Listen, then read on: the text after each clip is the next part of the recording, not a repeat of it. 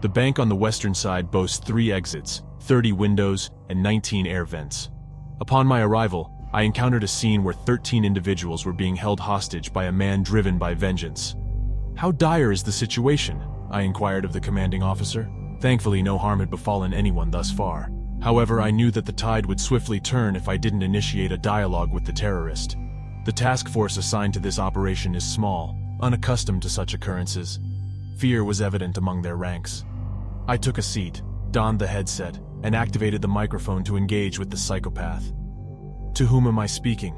I maintained a calm and resolute tone, intending to convey my readiness to engage in an extended conversation.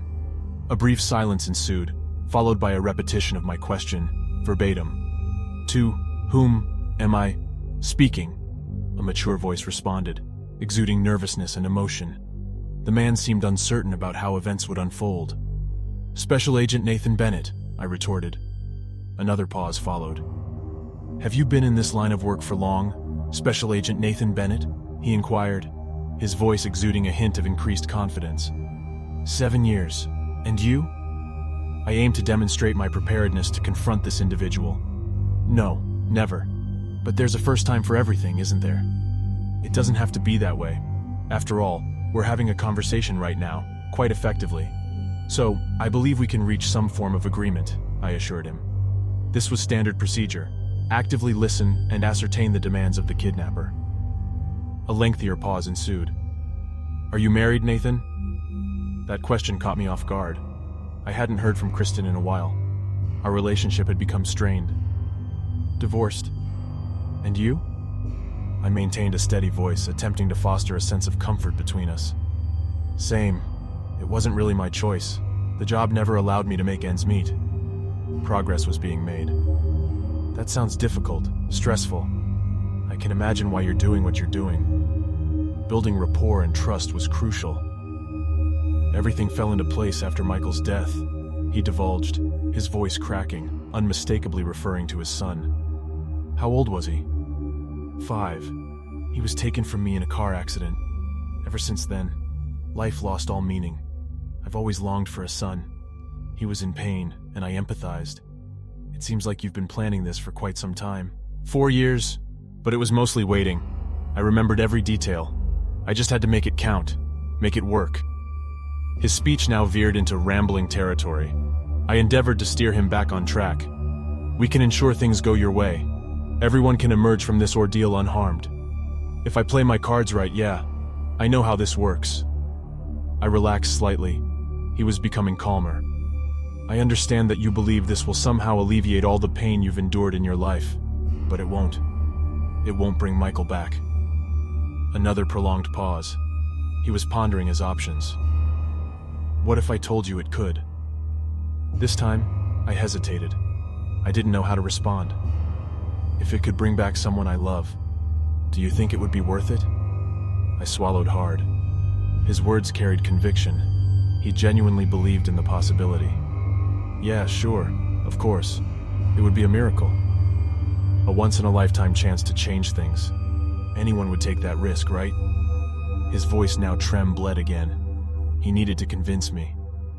"There must be another way," I softly reasoned with him. "None that I can see. Trust me, I've tried. I've pondered this moment extensively over the years, Nathan, searching for an alternative. There isn't one. But you have to succeed. So tell me what you need. We can make it happen." He was starting to withdraw, losing our connection. I needed to reinforce that I represented his sole opportunity. "It's not about me. It's about you, Nathan, and what you need." His statement struck me as peculiar, but I endeavored to remain attuned to his intentions. "Okay, sure. I'll do whatever you need. Just say the word." "It's a bit lengthy. Do you have pen and paper?" "I can remember." "You're going to want to write this down, Nathan," he said assertively. I fumbled and found a pen and paper. "All right, I'm ready," I responded, a sense of unease settling in the back of my mind. How did he know so much about my daily routine? "Tomorrow morning, you're going to head to the coffee shop as usual. Order your favorite mocha and engage in small talk with the barista, Ellie. She'll ask you if you have the time. You must say no, Nathan. Immediately get up, leave, and cross the street to buy a lottery ticket. The numbers are 4, 7, 26, 11, 42. Repeat them to me. I complied, despite my lack of understanding regarding his intentions. Nathan, there's one more thing, he added, gripping my attention. The entire tone of the conversation had abruptly shifted within a matter of seconds. Tell Kristen you love her. My mouth went dry. The sound of a gunshot followed. The SWAT team swiftly moved in. I stood up, my palms sweaty, and hurried towards the bank's entrance. Hostages ran out, their cries mingling with relief as they embraced their loved ones. Media personnel swarmed, attempting to catch a glimpse of the now lifeless assailant. His face had been obliterated by a precise bullet. I stood there, gazing at his bloody corpse, bewildered and frightened by his words. I glanced down at his index finger and noticed a familiar scar, sending a shiver down my spine. I had a matching scar from my second tour in Afghanistan. Right next to it was a tattoo commemorating the day it happened. They were identical. Confused and shaken, I immediately left the scene. It had to be an elaborate hoax. Yet, the next morning, I followed his instructions meticulously, down to the smallest detail, even the cursed lottery numbers. A few moments later, the cashier congratulated me. I had won on the scratch-off ticket. "What are the odds?"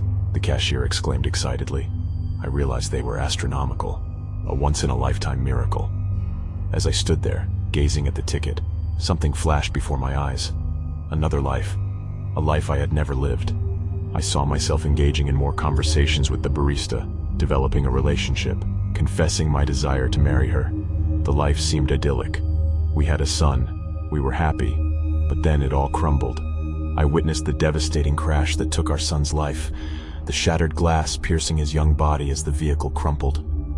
I saw my wife succumb to depression and ultimately take her own life, her wrists slashed in the bathroom, waiting for me to find her cold and alone. I glimpsed the abyss of impossibility ready to consume me entirely, suffocating any remnants of hope within me.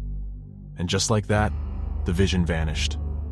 I found myself back at the cashier's stand, staring at the ticket again. I reached for my phone and dialed the officer in charge. "Hey, Chief, sorry to bother you. Did you receive an identification on the body?" "Body? What are you talking about?" he responded, confusion evident in his voice. "What heist?" My mouth went dry. My phone vibrated, indicating an incoming call. It was Kristen. Tears welled up in my eyes. Yes, everything is fine," I choked out.